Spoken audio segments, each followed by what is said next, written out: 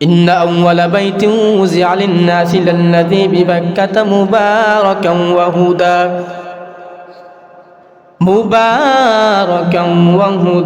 للعالمين। আল্লাহ বলে আমি এমন একটা ঘর বানিয়েছি বাইতুল্লাহ, বাক্কা শহরে আমি একটা ঘর বানিয়েছি।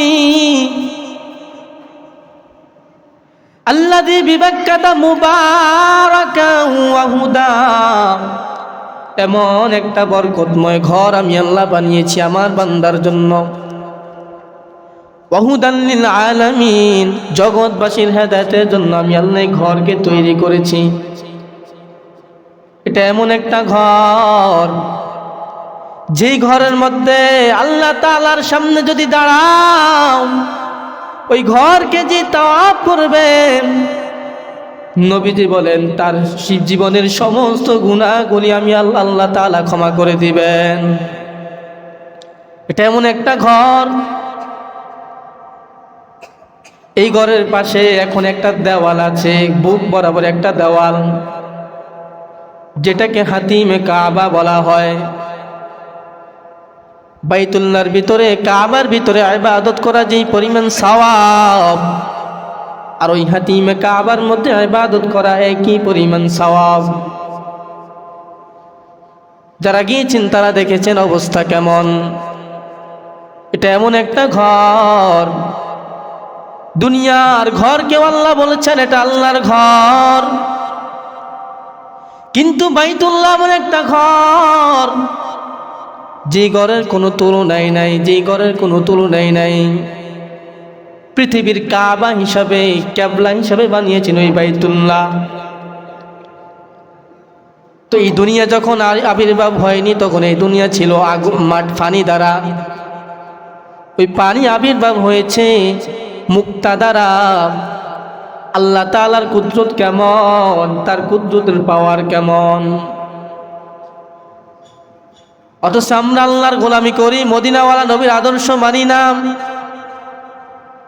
দুনিয়ার গোলামি করতে করতে আমাদের জীবন শেষ হয়ে যাইতেছে জানা নাই। দুনিয়ার গোলামি করি, আল্লাহর গোলামি করি না। অথচ ইবাদত করার জন্য আল্লাহ তাআলা একটি ঘর বানিয়েছেন বাইতুল্লাহ। আমাদেরকে বানানোর আগে আল্লাহ আগে এই ঘরকে বানিয়েছেন। আল্লাহ তাআলার কুদরতের পাওয়ার কেমন। এত বড় একটা পৃথিবী, খুঁটিবিহীন একটা খুঁটিও নাই, অথচ একটা ঘর যখন আমরা বানাই কি পরিমাণ খুঁটি দেওয়া হয়। আল্লাহ তাআলা এত বড় পৃথিবী বানিয়েছেন, একটা বিন্দু পরিমাণ কোনো খুঁটি নাই। কি আছে? একটা খুঁটি আছে? আল্লাহ যে এত বড় আসমান বানিয়েছেন, কয়টা খুঁটি আছে? একটা কোনো খুঁটি আছে? অথচ এই বিল্ডিং, এই মসজিদ বানাইতে কি পরিমাণ খুঁটি দেওয়া হয়েছে। কাদেরে কুদ রদ্দুদারি বরকামাল, আন্তা রব্বি আন্তা হাসিবি জুল জালাল, তুহি কাদের জলিলুল্লাহ জাহাদার, বহর কালে তুহি মেরা নিগাহদার। আল্লাহর কুদরতের কি পরিমাণ পাওয়ার আমরা বুঝি না। আমিও মানুষ, রাস্তার পাশে শুয়ে থাকা তিনিও একজন মানুষ, কিন্তু আপনার আমার চক্ষু আছে, ওই ব্যক্তিটার চক্ষু নাই। আপনার আমার হাত আছে, ওই ব্যক্তিটার হাত নাই। কি পরিমাণ নিয়ামত আল্লাহ আমাদেরকে দিয়েছেন, কিন্তু আমরা আল্লাহ তাআলার নিয়ামতের শুকরিয়া আদায় করি না। আমরা দুনিয়ার গোলামি করতে করতে দুনিয়ার অন্ধ হয়ে গেলাম।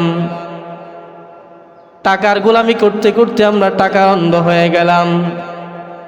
আমি একটা কথা বলি, দুনিয়ার সব মানুষ হলো পাগল। কেউ টাকার পাগল, কেউ ক্ষমতার পাগল, কেউ চেয়ারের পাগল, কেউ ধন সম্পদের পাগল। আবার এই জমিনের মধ্যে এমন মানুষ আছে যারা টাকার পাগল না, গাড়ির পাগল না, নারীর পাগল না, তারা হলো আমার মাওলার পাগল। তারা হাঁটতে আমার মাওলারে তালাশ করে, তারা ঘুরতে আমার মাওলারে তালাশ করে, তারা খাইতে আমার মাওলারে তালাশ করে। যদি দুনিয়ার পিছনে পড়ে, দুনিয়ার তামাশা দেখে দেখে আমাদের জীবনটা পার হয়, তো আমাদের তো পরবর্তীতে একটা জিন্দেগি আছে। আল্লাহ বলে ওয়ামিনহা নুখরিজুকুম তারাতান উখরা, পৃথিবীর মধ্যে আমি আল্লাহ তোমাদেরকে পাঠিয়েছিলাম আমি রবের ইবাদতের জন্য।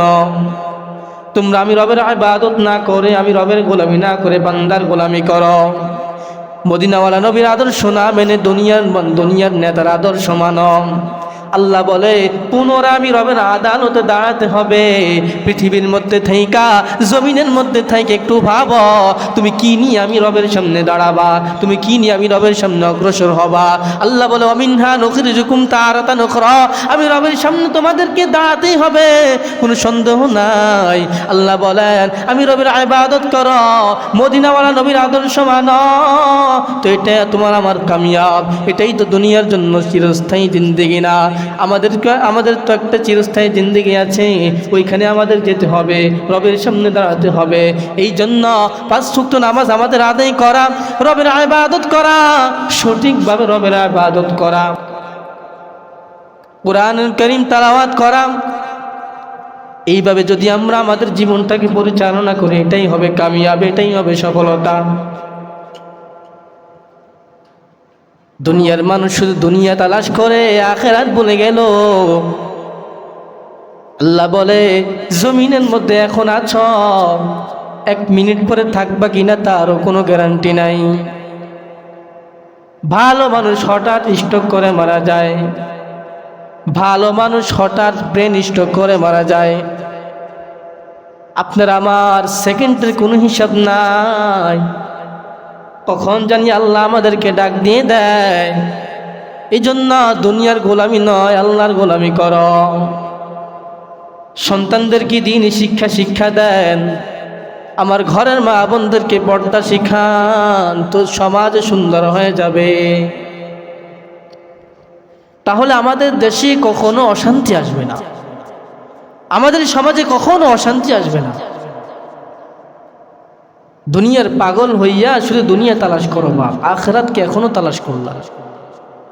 দুনিয়ায় মায়ের বইরা শুধু দুনিয়ার অন্ধ হয়ে গেলা, আল্লাহ তাআলার ইবাদতের কোনো খবর নাই, যে রবের সামনে আমরা কি নিয়ে দাঁড়াবো, কিভাবে দাঁড়াবো, কোনো হিসাব নেই আমাদের। অথচ নবীজি বলেছেন আউয়ালু মা ইউহাসাবু বিহিল আবদু ইয়াউমাল কিয়ামাতিস সালাহ, যে কিয়ামতের দিন সর্বপ্রথম নামাজের হিসাব লওয়া হবে। অথচ আমাদের নামাজ নাই, মসজিদ পাখা পড়ে থাকে। কিয়ামতের আগে মসজিদ উন্নত হবে, টাইলস হবে, এসি হবে, সুন্দর হবে, কিন্তু উম্মতের কলব সুন্দর হবে। উম্মতের দিন যদি উম্মতের ভিতরে না থাকে, তো কলব সুন্দর হবে না। ঘরে ঘরে অশান্তি বাড়তেই থাকবে, সমাজে অশান্তি বাড়তেই থাকবে, দেশের মধ্যে অশান্তি বাড়তেই থাকবে। আল্লাহ আমাদেরকে হেদায়েত দান করুন।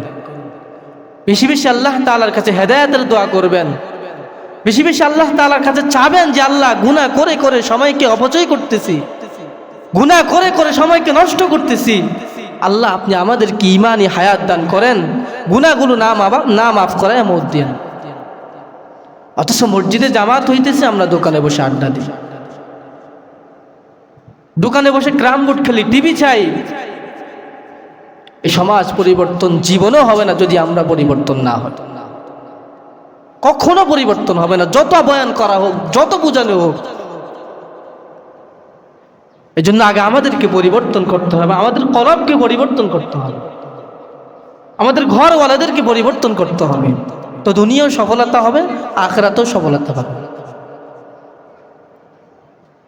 এই জন্য আমাদেরকে ফিকির করা, আল্লাহ তাআলার কাছে চাওয়া, আমাদের সন্তানদেরকে দিন শিখানো, দিন বোঝানো।